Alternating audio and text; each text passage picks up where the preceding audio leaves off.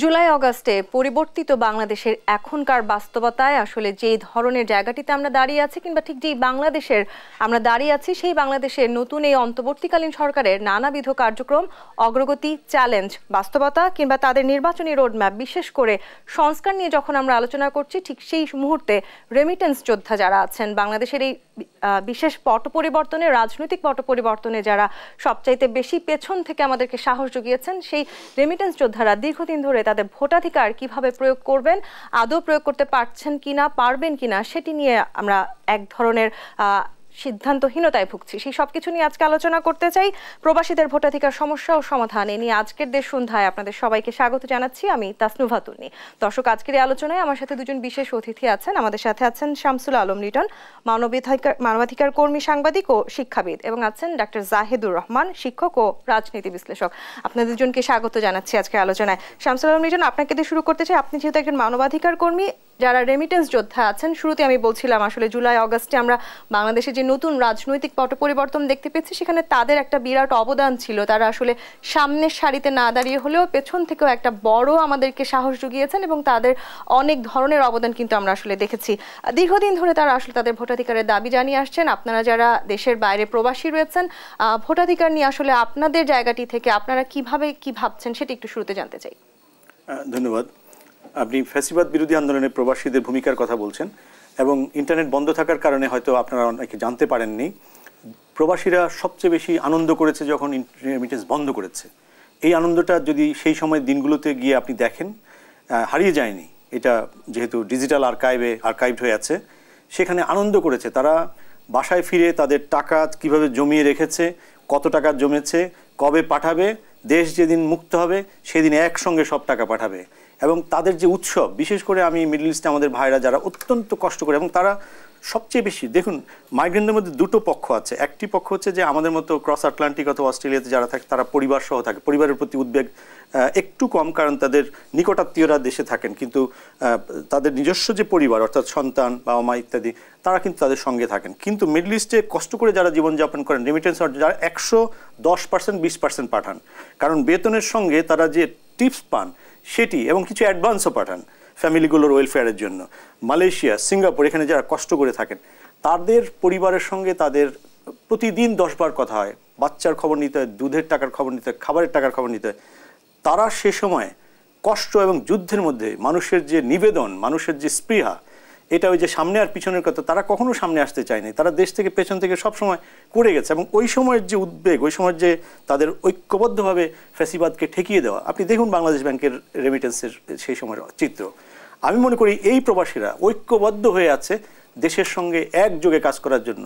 সেই ব্যাপারেই আজকে আপনারা এই সাবজেক্টটি ঠিক করার জন্য আপনাদেরকে অনেক ধন্যবাদ। ভোটাধিকার অধিকার শুধু আর বয়ান নয়, এটিকে বাস্তবে রূপ দিতে হবে। তাহলেই, কারণ পরিবারের 10 জনের মধ্যে 3 জনকে যদি আপনি বাইরে রাখেন, তাহলে সেই পরিবারটি কোনো যথার্থ পরিবার না। তাহলে সংস্কারটি আপনি আংশিকের জন্য করছেন না, ফুল জাতির জন্য করছেন। সেই অর্থেও এটি অত্যন্ত গুরুত্বপূর্ণ। অর্থাৎ যে নির্বাচনী সংস্কারের কথা আমরা বলছি, ডাক্তার জাহিদুর রহমান, সেই সংস্কারে আমরা আদৌ প্রবাসীদেরকে নিয়ে ভাবছি কিনা, কিংবা যেটি বলছিলেন জনাব শামসুল আলম লিটন, যাদের আসলে একটি বিরাট অবদান রয়েছে বাংলাদেশের জায়গাটিতে, সেই তাদেরকে আমরা কোনো না কোনোভাবে আসলে নির্বাচনের মতন একটি বড় জায়গাতে তাদের কথা ভুলে যাচ্ছে কি? এবারের সেই সংস্কারে আপনারা যারা কাজ করছেন সেটি মনে রাখবেন কিনা? ধন্যবাদ। আমরা ধরে নেই প্রবাসীদের অবদান নেই, প্রদেশের অবদানের কথা পরে আসছি। একটা দেশের নাগরিকের কোনো অবদান নেই, অথবা উনি ক্রিমিনাল, জেলে আছেন, ওনার শাস্তি যাবজ্জীবন কারাদণ্ড ভোগ করেছেন, আপিল বিভাগে শেষ হয়েছে। আমাদের সংবিধান তারও ভোটাধিকার হরণ করেনি। আপনি এমপি ইলেকশন করার জন্য আপনার শাস্তির একটা হিসেব নিকেশ আছে। 2 বছর যদি আপনি নৈতিক স্খলন জড়িত কারণে আপনার শাস্তি হয়, তাহলে আপনি 5 বছর পরবর্তী নির্বাচন করতে পারবেন, আবার পারবেন। কিন্তু বাংলাদেশে কোনো অপরাধী যত বড় ক্রিমিনাল হোক না কেন, জানা অজানা কোর্ট দ্বারা নির্ধারিত, আপনি ভোট দিতে পারেন। তার মানে ভোটাধিকার এতটাই সার্বজনীন ব্যাপার। সেটার ব্যাকগ্রাউন্ড থেকে যদি চিন্তা করি, 1.5 কোটি থেকে 2 কোটি মানুষ, সংখ্যাটা কমপক্ষে 1.5 কোটি মানুষ বিদেশে আছেন। তাদেরকে জাস্ট নাগরিক হিসাবেই তাদের ভোটাধিকার নিয়ে আমাদের আরো অনেক আগে চিন্তা, শুধু না সিরিয়াস হওয়া দরকার ছিল, আমরা হইনি। এবার এর সাথে ভাইয়া যেটা বলেন, এটা যদি যোগ করি, উনি ফাইট করেছেন, এবং ডক্টর ইউনূস সরকার ক্ষমতায় আসার পর $2 বিলিয়ন বেশি, 2.4 বিলিয়ন ডলার প্রতি মাসে পাঠাচ্ছেন। শুধু সেটা না, আমরা এভাবে যদি খেয়াল করি, ব্যাংকিং চ্যানেলে টাকা পাঠানো কিন্তু আপনার লস হয়। সরকারের যে ইনসেন্টিভ সেটা যোগ করলেও, যে আপনি হুন্ডিতে পাঠালে যে খরচ টাকা আপনি পাবেন তার চেয়ে কমে পাঠান। এই মানুষগুলো তো অসীম উপার্জন করে না, বিশেষ করে মধ্যপ্রাচ্য বা কয়েকটা দেশে যেখানে একা গিয়ে থাকেন। আর যেটা জরুরি পরিবার থাকার কথা বলেন, এই পরিবার না থাকা, আমরা কিন্তু এই টোলগুলো খেয়াল করি না। তার জীবনের সবচেয়ে প্রোডাক্টিভ সময়টা তিনি দেন, তার পাশে পরিবার পরিজন থাকে না, কেমন জীবন তারা কাটান আমরা তো বুঝতে পারি। শুধু সেটাই না, এই ইয়াং মানুষগুলো তাদের যৌবনটা দিয়ে আসেন ওখানে, এবং তাদের মৃত্যুহার ওখানে কিন্তু এই এজ গ্রুপের মানুষের মৃত্যুহার অনেক। তো অনেক মূল্য দেয় এই মানুষগুলোকে তো আমাদের ভোটের আওতায় আনতে হবেই। আমাদের কমিশন থেকে আমরা এবার সবচেয়ে বড় প্রায়োরিটি যে কয়েকটা জিনিস ঠিক করেছি, তার মধ্যে একটা হচ্ছে প্রবাসী ভোটার। আমরা অনেকগুলো মানে প্রতিনিধিকে নিয়ে মিটিং করেছি, সেক্ষেত্রে যার যার সাহায্য প্রয়োজন, পররাষ্ট্র মন্ত্রণালয় আছে, আমাদের এখানে যারা মানে নিবন্ধন করছেন, ভোটার তালিকা করছেন, তারা এরকমভাবে সবাইকে নিয়ে আমরা কম্বাইন্ডলি মিটিং করেছি কোন পদ্ধতিতে এটা করা যাবে। অনেকগুলো অপশন, যেমন এখনো ভোটাধিকার নেই তা না, এখনো কিন্তু পোস্টাল ভোটের ব্যবস্থা আছে, কিন্তু এটা আসলে এতটাই জটিল এবং এতটাই প্রবলেম্যাটিক, এই ভোট আসলে কেউ অলমোস্ট দেয় না। এবং এগুলো যেভাবে গণনার পদ্ধতি বা এগুলো তো আসলে ভোটের দিন বা ওই সময় করার ঝামেলা আছে। আমরা অ্যাডভান্স ভোটিং এর কথা চিন্তা করছি, সেটার প্রসেস কি হবে যাতে সহজ করে যারা প্রবাসী আছেন তারা ভোটটা আমরা অন্তত এবার উল্লেখযোগ্য সংখ্যক মানুষ যাতে ভোটাধিকার প্রয়োগ করতে পারেন প্রবাসীরা, সেটা নিশ্চিত খুব সিরিয়াসলি কাজ করছি। সেই সংস্কারের জায়গাগুলোতে আমরা ইতিমধ্যে হাঁটা শুরু করেছি। শামসুল আলম লিটন, আপনি জুলাই অগাস্টের কথা বলছিলেন, সেই সময়টাতে যারা প্রবাসী ছিলেন তাদের যে ধরনের সময়ের মধ্য দিয়ে যেতে হয়েছে, সেই সময়ের আপনি উদাহরণ দিচ্ছিলেন আমাদেরকে। এই যে আসলে আমরা বারবার বলছি তা ভোটাধিকারের সমস্যা এবং সেটি সমাধান আমরা করতে চাই। ভোটাধিকারের সমস্যা যদি আমরা করিও, এরপরেও আসলে বিগত 16-17 বছর আসলে আমরা ঠিক যেভাবে বাংলাদেশে প্রবাসীদেরকে অনেকভাবে নির্যাতিত করা হয়েছে, এবং আমি যদি খুব সম্প্রতি আসলে আমি জিনিস দেখেছি এয়ারপোর্টে আসলে প্রবাসীদেরকে যেভাবে হয়রানির মুখোমুখি হতে হয়েছে, সেগুলো নিয়েও আসলে আমাদের সংস্কারের সময় এসছে কিনা, সেগুলো তো আসলে একটি আমাদের দেশের ভাবমূর্তিকে আমাদের রিপ্রেজেন্ট করা জায়গাটিতে কাজ করছে।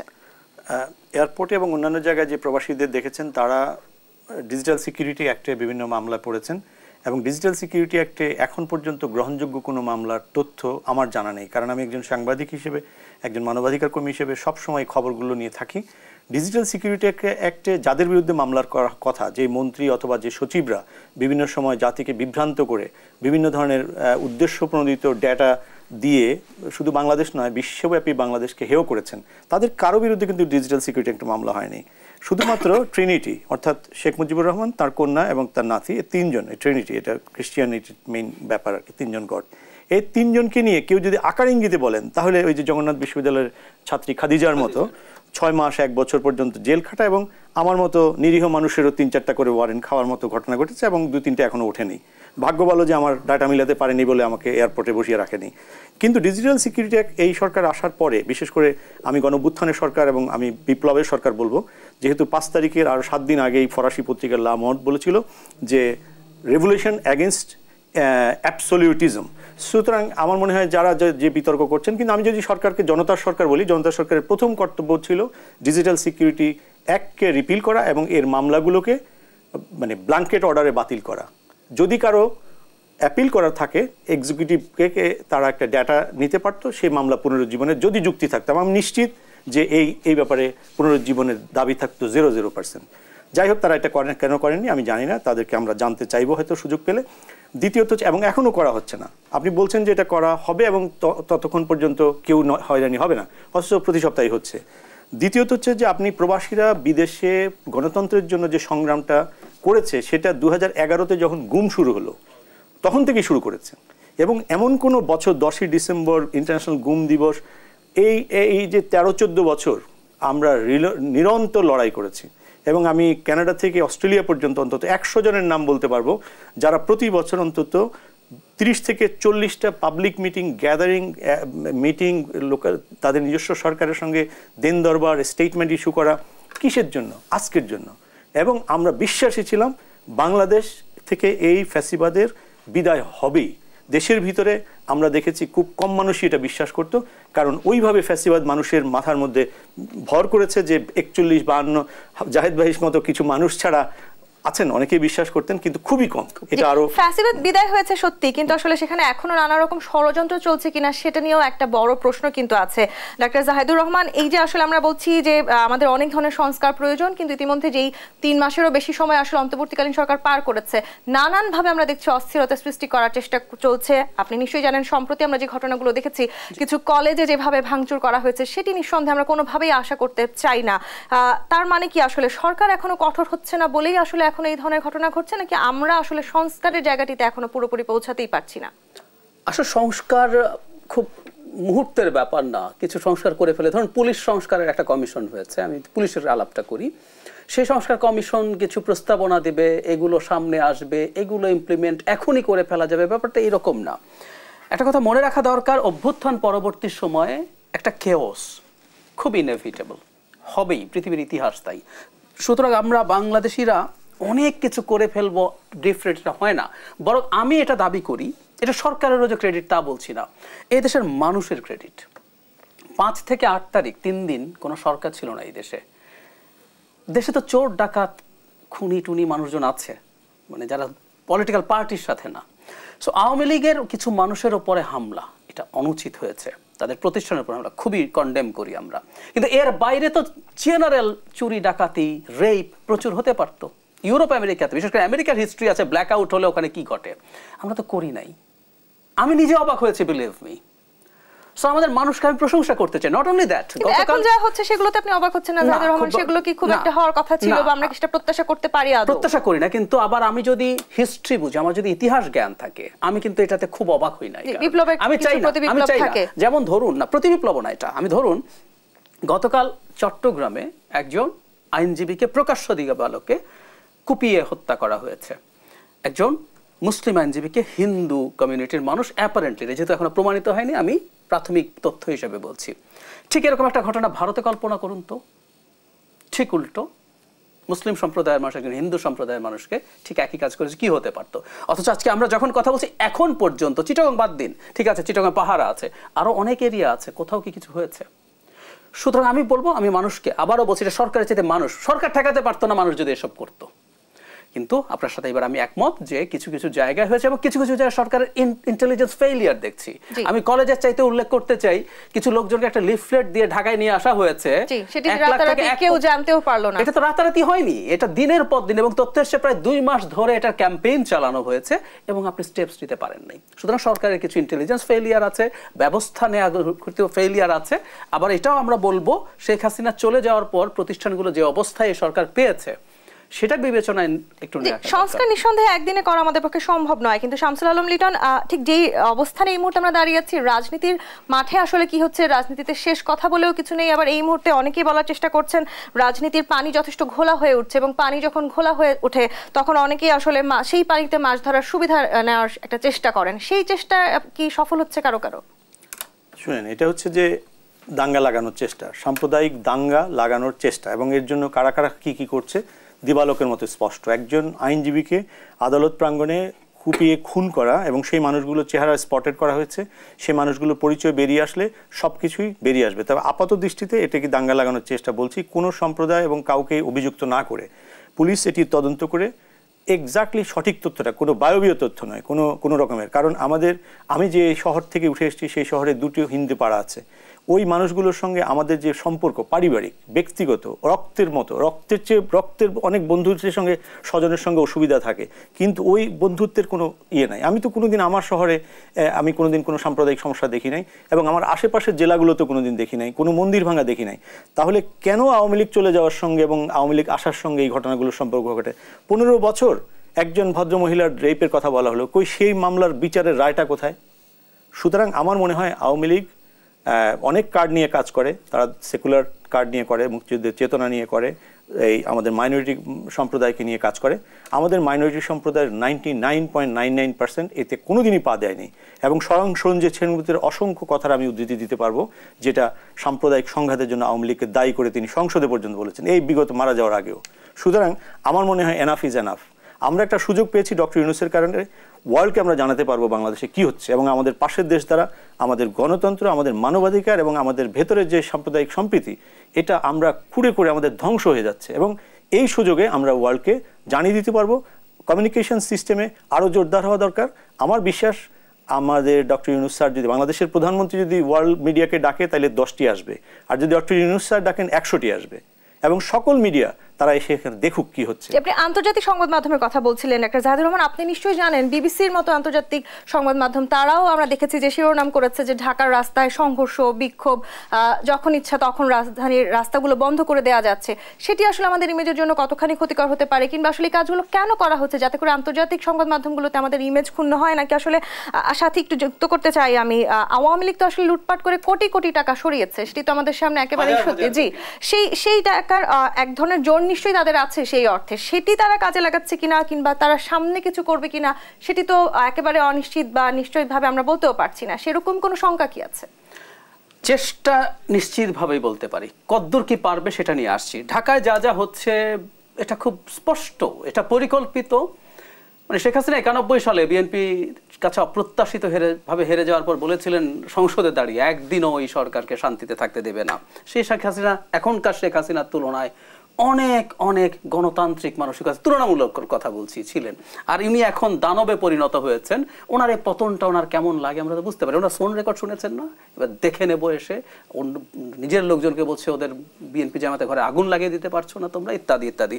সো তাদের টাকা হাজার হাজার কোটি টাকা আছে, সেটা ব্যয় করছে। এবং আমি এর চেয়ে বেশি গুরুত্ব দিতে চাইব ভারতকে। খেয়াল করবেন, ভারত গতকালও একটা স্টেটমেন্ট দিয়েছে জনাব চিন্ময়কে গ্রেফতার করা নিয়ে। বাংলাদেশ রাইটলি অভ্যন্তরীণ বিষয় উল্লেখ করিয়ে দিয়েছে। এই ভারতই বাংলাদেশ ভিতরে ডিজাস্টার হয়ে যেত, ওদের ব্রিফিংয়ে যখন মাঝে মাঝে জিজ্ঞেস করা হতো তখনও কিন্তু বলতো শেখ হাসিনার সময় সব কিছু অভ্যন্তরীণ ব্যাপার। এই ভারত বাংলাদেশের ভেতরে 1700 থেকে 2000 মানুষকে হত্যা করেছে। শেষ অংশে 15 বছরের কথা বাদই দিলাম, একটার কোনো রেকগনিশন নেই। 25-30 হাজার মানুষকে আহত করা হয়েছে, কোনো স্টেটমেন্ট নেই। সুতরাং ভারতের প্ল্যানটা আমরা বুঝতে পারছি, এর সাথে ভারতের প্ল্যান, ভারতের নিজস্ব শক্তি ব্যবহার করা সব আছে। চেষ্টা হচ্ছে এই সরকারকে যতটা সম্ভব একদিনের জন্য শান্তিতে না রাখতে দেওয়ার চেষ্টা, এটা আছে। এবং সফল হবে কি না, উত্তর হচ্ছে না। আমি মনে করি যতটুকু অস্থিরতা হচ্ছে এটা প্রত্যাশিত ছিল, এবং আমি কমই হচ্ছে মনে করি এখন পর্যন্ত, সত্যি ব্যাপার। আর সরকারও শুরুর দিকে কি হয়, মানে একটা রাষ্ট্র চালানো কিন্তু ডক্টর ইউনূস যত বড় মানুষ না কেন, যে ধরনের দাবি দাওয়া করছি সেই দাবি দাওয়া যদি সবটাই মেনে নেওয়া হয় সেক্ষেত্রে আসলে সংঘাত না, সব মানা যাবে না, এটার মান কিন্তু আপনি কিভাবে ট্যাকেল করবেন, সুযোগ তো নিশ্চয়ই নেই ট্যাকেল করবেন। কারণ হচ্ছে ডক্টর ইউনূস যত বড় ব্যক্তিত্বই হন না কেন, রাষ্ট্র তো উনি চালাতে শুরু করলেন মাত্র, ওনার কোর্ট এরকম। রাষ্ট্র একটা মহা ইঞ্জিন, সো ইঞ্জিনটা উনি বলছেন বোঝার চেষ্টা করছেন, স্টার্ট দিচ্ছেন, তারপর চলতে শুরু করবেন। যে কেউ পৃথিবীর সবচেয়ে ব্রিলিয়ান্ট মানুষকে ওই জায়গায় আনলে কিন্তু 100 দিন পার হয়ে গেছে, 100 দিনেরও বেশি পার হয়ে গেছে। এখন অন্তত আসলে সাধারণ জনগণ সেই প্রশ্নের জায়গাটিতে আসতে পারবেন কিনা, তাদের কাজকর্ম নিয়ে তাদের প্রশ্ন রাখার জায়গা, সেই সব জবাবদিহিতার জায়গাটা আসলে আমাদের নিশ্চিত করা প্রয়োজন নিশ্চয়ই। শামসুল আলম লিটন, কূটনৈতিক সম্পর্কের কথা বলছিলাম আমরা। ডাক্তার জাহিদুর রহমান বলছিলেন যে ভারতের সাথে বাংলাদেশের যে কূটনৈতিক সম্পর্ক সেটি নিঃসন্দেহে এই জায়গাটিতে আমাদের জন্য খুবই জরুরি। সেটি আসলে এই অন্তর্বর্তীকালীন সরকার কিভাবে সামনের দিকে এগিয়ে নিয়ে যাবে, নাকি বাংলাদেশের জন্য সামনে আসলে আরো কঠিন সময় আসছে, সেই উত্তর আমি নিব। একটি বিরতি নিয়ে ফিরতে হবে। দেশ সন্ধ্যায় বিরতি নিয়ে ফিরছি, সাথেই থাকুন।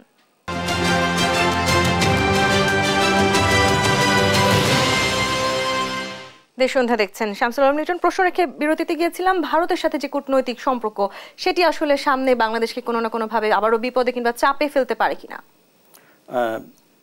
কোনো চাপে ফেলবে না। শুনুন, প্রত্যেকটা দেশের নিজস্ব অবস্থান আছে, নিজস্ব কূটনীতি আছে। আমাদের কাছে ভারত খুবই গুরুত্বপূর্ণ, কিন্তু আমরা ভারতের কাছে খুবই খুবই খুবই গুরুত্বপূর্ণ। মনে রাখতে হবে, ডক্টর ইউনূস প্যারিস থেকে রওনা দেওয়ার আগে এমন একটা কথা বলেছেন যেটি আমাদের আগামী 100 বছরের কূটনীতির পথনির্দেশ দিয়েছেন। আমাদের অশান্তি হলে অন্যদের অশান্তি হবে, দ্যাটস অল। আপনি যদি নিজেকে ছোট মনে করেন তাহলে সারা পৃথিবী আপনাকে ছোট মনে করবে। আপনি যদি নিজেকে মানুষ মনে করেন, সার্বভৌম মনে করেন, আপনি যদি আপনার শহীদের রক্তের প্রতি সম্মান দিতে জানেন, আপনি যদি নিজেকে একটা মানবিক এবং একটা মর্যাদাবান মেরুদণ্ডওয়ালা মানুষ মনে করেন, মেরুদণ্ড জাতি মনে করেন, তাহলে উদাহরণ কি? উদাহরণ হচ্ছে কিউবা, উদাহরণ হচ্ছে একদম নর্থ কোরিয়ার পাশেই অত্যন্ত সুস্থ কি বলে শান্তিপূর্ণ দেশ, দুটি দেশ, জাপান আর কোরিয়া। আপনি শির দ্বারা সোজা করে দাঁড়িয়ে থাকলে পারমাণবিক অস্ত্র দিয়ে আপনি আমাকে কিছু করতে পারবেন না। উদাহরণ হচ্ছে গাজা। গাজা কার বিরুদ্ধে লড়াই করছে? মার্কিন যুক্তরাষ্ট্রের বিরুদ্ধে লড়াই করছে। সারা পৃথিবীর সবচেয়ে বড় শক্তিশালী এর সঙ্গে ছোট্ট কয়েক কিলোমিটারের একটা জনগোষ্ঠী লড়াই করছে। তার আর কি উদাহরণ দরকার? আমাদের পররাষ্ট্র মন্ত্রণালয়কে স্পষ্ট ভাষায় কথা বলতে হবে, তাদেরকে বলতে হবে ভারত যেভাবে আমাদের দেশের অভ্যন্তরীণ বিষয়ে কথা বলে আমরা ভারতের অভ্যন্তরীণ বিষয়ে কথা বলতে আমাদেরকে যেন তারা বাধ্য না করে। এত মিনমিনে ভাষায় কথা বললে হবে না। এই জন্য আমরা পররাষ্ট্র মন্ত্রণালয়ের মধ্য থেকে সচিব এবং উপদেষ্টা নিয়োগের সিদ্ধান্তকে ভুল বলছি, ভুল, আমি প্রবাসীদের মধ্য থেকে ভুল বলছি, কারণ এটি স্যারের যে পরিকল্পনা এবং ওনার যে কথাটি সেই কথাটির সঙ্গে এক্সিকিউট করার মতো ম্যানেজমেন্ট কিন্তু সেখানে হয়নি। এবং আমি আপনাকে বিস্তারিত আর যাব না, যেহেতু আজকে প্রবাসীদের ভোটাধিকার, প্রবাসীদের 1.5 কোটি মানুষের মনের যন্ত্রণা নিয়ে কথা বলার জন্য, এবং জাহেদ ভাই অত্যন্ত সুশিক্ষিত একজন মানুষ, অনেক ব্যাপারে উনি বলবেন এবং বলতে পারেন, কিন্তু প্রবাসীদের ব্যাপারে ওনাদের যে মানসিক যে ইয়েটা আমি দেখেছি সেটা হচ্ছে প্রবাসীদের যন্ত্রণার সঙ্গে সঙ্গতিপূর্ণ। সেই জায়গাটিতে সবাই আমরা একমত। আমি আবারও ডাক্তার জাহিদুর রহমান আপনার কাছে আসি, যে কথাগুলো বলছিলেন শামসুল আলম লিটন, নির্বাচনের পথে তো আসলে আমাদেরকে যেতেই হবে এবং সেক্ষেত্রে আমরা অবশ্যই অন্তত দীর্ঘ 16-17 বছর পর নিজেদের মতন করে একটি নির্বাচন দেখব, সেই প্রত্যাশা সবাই করছি। নানানভাবে নতুন 1-11-এর ষড়যন্ত্র, নেতা নেত্রীদের মাইনাস তত্ত্ব নিয়ে অনেক ধরনের উদ্বেগ উৎকণ্ঠা আছে, সেগুলোকে আমরা পেছনে ফেলতে চাই। যেই 1.5 কোটি মানুষের কথা বলছিলেন শামসুল আলম লিটন, তাদেরকে ছাড়া একটি সুষ্ঠু নির্বাচন যদি আমরা অনুষ্ঠিত করতেও পারি, তাদের এই ভোটাধিকার যারা যখন প্রয়োগ করতে পারবেন, সেটি আসলে বাংলাদেশের নির্বাচনে নতুন সমীকরণ আনবে কিনা? নতুন সমীকরণ আনতেই পারে, কিন্তু আমি বারবার একটা কথা বলছি, আমাদের ভোটারের সংখ্যা যদি 11 কোটি হয়, আপনি খেয়াল করুন 1.5 কোটি সংখ্যাটা অনেক বড়, সেটার তুলনায় এত পার্সেন্টেজের একটা মানুষকে আপনি এর বাইরে রাখতে পারেন না। সুতরাং রেজাল্ট যাই হোক, যেমন হোক, এটা করতে হবে, এটা নিয়ে কোনো রকম কোনো কনফিউশনের কিছু নাই। আমাদের এতদিনে অনেক অপরাধ জমেছে, আমরা এটা এতদিন করতে পারিনি।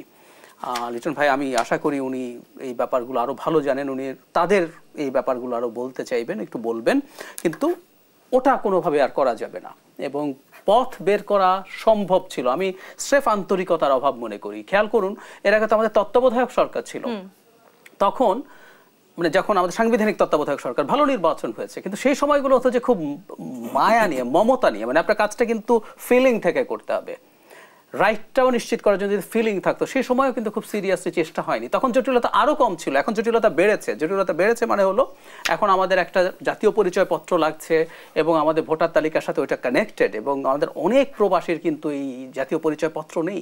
সো নতুন করে পুরো প্রসেসটা শুরু করতে হবে। কিন্তু আমি চাই আমরা সংস্কার প্রস্তাবনায় এটা আমাদের একটু আগেই বলে রাখছি, এটা নিয়ে খুব স্ট্রং রেকমেন্ডেশন থাকবে এবং পথ নির্দেশ থাকবে। রাজনৈতিক দলগুলোর মাঝে আসলে যদি কোনো তাড়াহুড়ো থাকে নির্বাচন নিয়ে, সেক্ষেত্রে আপনারা যে প্রসেসের কথা বলছিলেন সেটিকে আসলে দীর্ঘায়িত হবে না, সামনে নির্বাচনে প্রবাসীরা তাদের ভোটাধিকার প্রয়োগ করতে পারবে? দীর্ঘায়িত হবে না। নির্বাচন কমিশন গঠিত হয়ে গেছে, তারা তখন ভোটার তালিকা হালনাগাদের কাজ শুরু করে দিতে পারেন, কারণ আইন অনুযায়ী তারা এটা শুরু করবেন, শুরু হয়ে গেছে। সুতরাং তাদেরকে এখনই এই সিদ্ধান্ত নিতে হবে যে তারা দ্রুত ভোটার তালিকায় অন্তর্ভুক্ত করে। তার আগে এনআইডি লাগবে, সেটা কিভাবে করবে, অনেক প্রসেস আছে। বায়োমেট্রিক নিয়ে আলোচনা আছে, আমরা কথাবার্তা বলেছি। আপনি এম্বাসিগুলোতে বা হাই কমিশনগুলোতে সেই ব্যবস্থা রাখুন, গিয়ে বায়োমেট্রিক দিয়ে আসা যাবে, ওখানে বসে এগুলো করা যায়। শুধুমাত্র আপনি কিছু আইনের কিছু পরিবর্তন, এখন সংসদ নেই, আপনি অধ্যাদেশ জারি করুন। সো এভরিথিং ইজ পসিবল যদি আপনার সেই আন্তরিকতা এবং ইচ্ছা থাকে। শামসুল আলম লিটন, এই ধরনের প্রবাসীদেরকে নিয়ে আসলে আমরা অনেক উচ্চাকাঙ্ক্ষার কথা শুনি, অনেক বিগত যে সরকারগুলো ছিল তারা অনেকবার আমাদেরকে সেই প্রত্যাশার কথা জানিয়েছে, কিংবা তারা অনেকভাবেই বলেছে, আমাদেরকে সেই আশা দেখিয়েছে যে তাদের জন্য অনেক কিছু করা হবে। কিন্তু যারা আসলে দীর্ঘদিন প্রবাসে থেকেছেন, তারা নিজেদের শুধুমাত্র একটি ভোটার আইডি কার্ডের জন্য তারা একসাথে জড়ো হতে হয়েছে, তাদেরকে আন্দোলন করতে হয়েছে। সেগুলো নিয়ে একটু জানতে চাই, এবার কি আসলে শুধুই আমরা স্বপ্নের কথাই শুনবো, নাকি সেই স্বপ্ন বাস্তবায়িত হবে? না, বাস্তবায়িত হবে এবং সরকারের যে প্রত্যাশা দেখা যাচ্ছে, ডক্টর ইউনূসের যে বক্তব্যের মধ্যে যে প্রতিশ্রুতি দেখা গেছে, এবং আসিফ নজরুল স্যারের মতো মানুষ আইন এবং প্রবাসী দুটো দেখছেন, সুতরাং প্রবাসীদের যন্ত্রণা নিয়ে তিনি দেখছেন কিভাবে লোকেরা ঢুকছে, এবং ওনারা নির্বাচন কমিশনে যারা এসছেন তাদেরকে আমরা স্বাগত জানাই, প্রত্যেক অত্যন্ত স্বনামধন্য। এখন এটি কিভাবে হবে? এক হচ্ছে পলিটিক্যাল উইল, সংবিধান যেমন পলিটিক্যাল উইল, এটা হতে হবে, এটা সংবিধানের ব্যাপার, সাংবিধানিক অধিকার। সুতরাং এটা কিভাবে হবে? ডিজিটালি হবে। আচ্ছা, ডিজিটাল ব্যাপারটা কি? ডিজিটাল ব্যাপারটা কি আগারগাঁও আর ঢাকার Chittagong? No, world wide digital system, digital business, e base business, electronic device base business. আমি আপনাকে বলি, আমাদের যেখানে যেখানে হাজার হাজার মানুষ থাকে সেই দেশগুলোতে, বিশেষ করে 12-13টি দেশে, সেখানে আমাদের লোকদের ডিজিটাল বেস বিজনেস আছে 500 থেকে 1000। আমি ছোট একটা কাতার যদি বলি, ওমান যদি বলি, সেখানেও 700-800 করে ছোট ছোট মানি ট্রান্সফার অথবা ট্রাভেল এজেন্সির মতো প্রতিষ্ঠান আছে। ওরা কিন্তু ডিজিটাল বেস বিজনেস করে এবং ওদের প্রত্যেকটা ফায়ারওয়াল ভেরি স্ট্রং। কিন্তু যেটা করা যায়, যেটা মানে এখন এক্সাম্পল, যেমন ভিসা, তারপরে হচ্ছে যে আপনার ভিসাটা পর্যন্ত আজকাল কিন্তু আমি 2-1টা দেশের ভিসা দেখেছি আমরা পুরো বায়োমেট্রিক সবকিছু দিয়েই মোবাইল দিয়ে করে দিই, 3 ঘন্টা অথবা 6 ঘন্টা পরে ভিসাটা চলে আসে। কিন্তু এখানে যেহেতু জাতীয়তা এবং তার এলাকার কনফার্মেশনের দরকার আছে, এই ক্ষেত্রে হয়তো 3 থেকে 5 অথবা 7 ওয়ার্কিং ডেজ লাগতে পারে। পুরো প্রসেসটা যদি আমরা যেমন ভিএফএস যে কাজটা করে, দেখেন আপনারা কেউ এখন আর এমবাসি দেখেন না, ভিএফএস গিয়ে দিয়ে চলে আসেন। তো আমি আমাদের ছোট ছোট যে 500, 700, 1000 যে বিভিন্ন দেশে যে আমাদের যে ডিজিটাল বেজ অর্থাৎ equipment base, IT equipment base আছে, তাদেরকে আলাদা কম্পিউটার দিয়ে আলাদা ফায়ারওয়াল সেট করে দিয়ে সাইবার সিকিউরিটি এনশিওর করে পৃথিবীর যে কোনো জায়গা থেকেই পুরো ব্যাপারটা 1 বছর সময়ের মধ্যে হতে পারে। এর উপরে যথেষ্ট হোমওয়ার্ক আমাদের করা আছে। আমরা মানবাধিকার নিয়ে যারা কাজ করি গত 12-13 বছর যাবত, তাদের এই ব্যাপারে স্পেসিফিক কাজ করা আছে। এখন আমি বিশ্বাস করি যে আমাদের আমলাতন্ত্র আমাদের জন্য অ্যাসেট, খুবই ভালো, তারা কাজগুলো কার্যক্রম করছেন। কিন্তু কোনো কোনো ক্ষেত্রে আমরা দেখি পরিকল্পনা প্রণয়নের ক্ষেত্রে তারা প্রথমেই বিদেশ সফরের একটা তালিকা করে ফেলেন এবং শেষে বাজার টাজার করে চলে এসে তারা একটা কিছু লিখে দেন, শেষে যারা নীতি নির্ধারক তারা বিভ্রান্ত হন। সুতরাং আমি এই প্রশ্নটা করতে চাই, ডাক্তার জাহিদুর রহমান, আপনারা যারা এবার সংস্কার কাজের সাথে জড়িত আছেন, আপনারাও কি আসলে বিদেশ সফর কিংবা যেটি বলছিলেন শামসুল আলম লিটন, শুধু বাজার করা নিয়ে অনেক ধরনের স্বপ্ন আমরা দেখবো, এরপরে স্বপ্নটা দেখবো যারা আসলে সংস্কার কাজের সাথে জড়িত তাদের স্বপ্নগুলো বাস্তবায়িত হয়, কিন্তু প্রবাসীদের স্বপ্নগুলো বাস্তবায়িত হয় না। কিন্তু কেন? সেখান থেকেও সেই সংস্কারটা আসলে আমরা শুরু করেছি কিনা? আমি উত্তর নিব। আরো একটি বিরতি নিয়ে ফিরতে হবে। দেশ সন্ধ্যায় বিরতি নিয়ে ফিরছি, সাথেই থাকুন।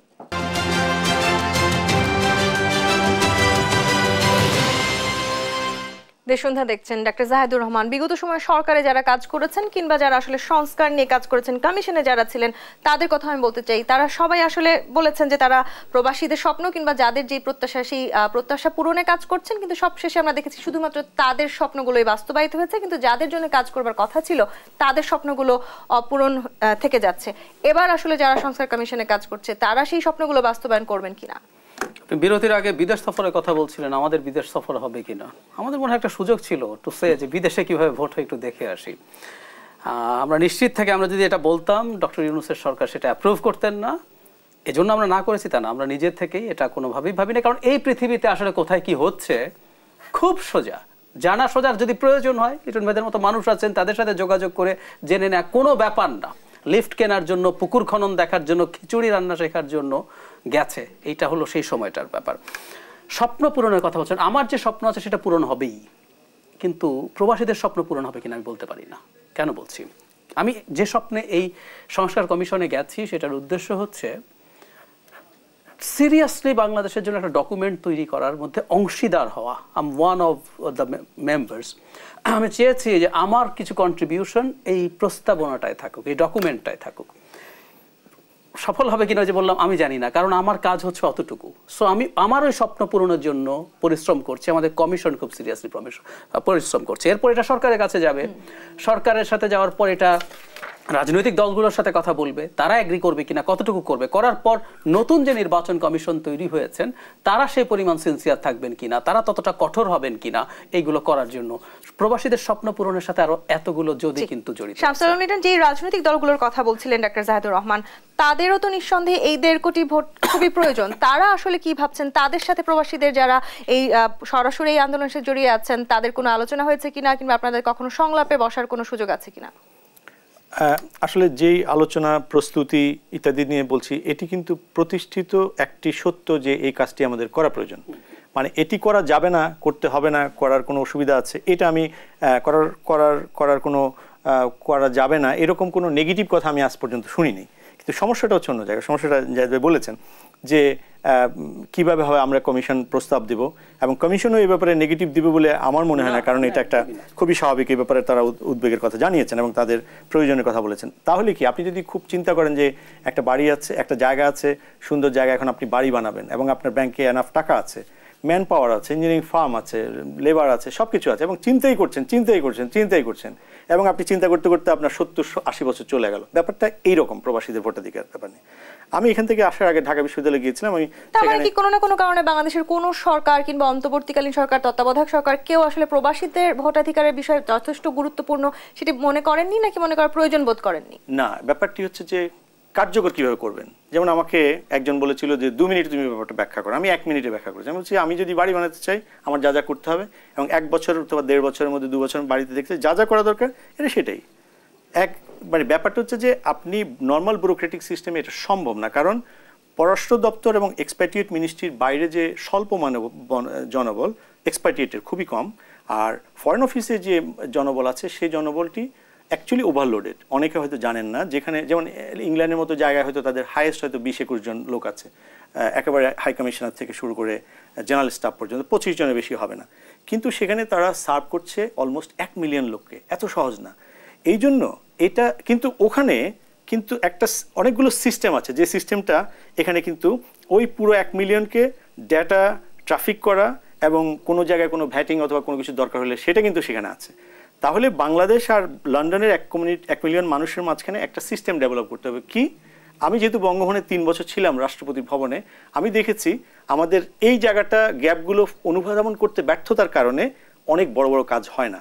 এখন এখানে একটা ব্ল্যাঙ্কেট একটা অ্যাকশন দরকার। ব্ল্যাঙ্কেট অ্যাকশন হচ্ছে যে এই অ্যাকশনের দ্বারা 1 থেকে 1 মিলিয়ন অথবা 1 বিলিয়ন লোকের উপকার অথবা এফেক্ট হতে পারে। এখানে আমাদের এটাকে ইমপ্লিমেন্ট করতে হলে সিম্পলি আমরা যেহেতু জানি যে আমাদের অবকাঠামোগুলো আছে, এই যে ছোট ছোট যে ডায়াসপোরা বেস যে বিজনেসগুলো আছে তাদেরকে যদি সাইবার সিকিউরিটি দিয়ে যদি করানো হয়, এই পুরো জিনিসটা কোঅর্ডিনেশনের জন্য মিশনারি 1 জন বা 2 জন লোক দরকার। দেখুন বাংলাদেশে অনেক মানিগুণী লোক আছে, এই আন্তরিকতার কথা বারবার জাহিদুর রহমান বলছিলেন। আমি যে এই যে ডক্টর ইউনূসকে কেন ছাত্ররা চুজ করলো বলুন আপনি? তারা জানে যে তারা যে মিশনের জন্য এই বিদ্রোহ করেছে, বিপ্লব করেছে, এটি সফলতায় রূপ দিতে পারে ডক্টর ইউনূস। ডক্টর ইউনূস কিন্তু 24শে মার্চ এই যে এই বছরই উনি আমাদের লন্ডনে আমাদের 2-5 জনের একটা টিমের সঙ্গে একটা গুরুত্বপূর্ণ মিটিং হচ্ছে। উনি অনেক আলোচনা হয়েছে, একটা কথা, সেই সময় ওনার 1 পা জেলে এবং আমরা আসতে পারি না, আমরা ওখানে ওয়ান্টেড।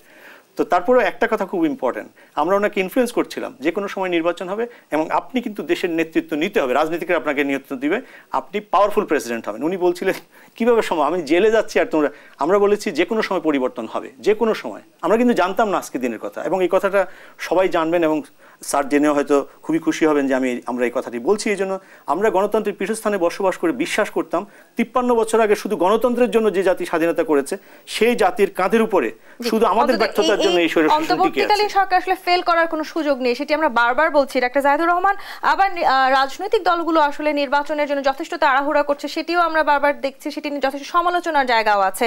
মির্জা ফখরুল ইসলাম আলমগীর তিনি বলেছেন আমরা জানি কতটুকু পরিবর্তন করতে পারবে, কিন্তু তিনি মনে করেন নির্বাচন দিলেই অর্ধেক সমস্যার সমাধান। আসলেই কি তাই? নির্বাচন দিলে কতটুকু সমস্যার সমাধান জানি না, কিন্তু খুব বড় অনেকগুলো সমস্যার সমাধান হয়ে যায়। একটা কথা মনে রাখা জরুরি, সেটা হচ্ছে আমাকে অনেকে বলেন যে নির্বাচনকে আমি সম্ভবত ওভার এস্টিমেট করি, কিন্তু এটা আমি করি না। এই চিন্তাটা পৃথিবীতে অনেক আগে থেকে আছে। অমর্ত্য সেনের মতো এত বড় পণ্ডিত নির্বাচনকে অনেক বড় করে দেখেছেন। এবং সম্প্রতি এসেমাগ্লু এবং রবিনসনের নোবেল পাওয়ার ক্ষেত্রে যে বইটা সবচেয়ে গুরুত্বপূর্ণ ভূমিকা রেখেছিল, ওয়াই নেশনস ফেইল, এই বইটা আমরা বহু বছর আগে থেকে আলাপ করছি। এখানে একটা নির্বাচন কতটা গুরুত্বপূর্ণ কাজ করে সেটা খুব আছে। একটা নির্বাচন যদি নিয়মিত হয়, মানে শেখ হাসিনার যাবতীয় অপশাসন, কুশাসন, অত্যাচার, নির্যাতনের প্রধান কারণ কি ছিল? উনি একটা ফেয়ার নির্বাচন অ্যাভয়েড করতে চেয়েছেন, তাই তো?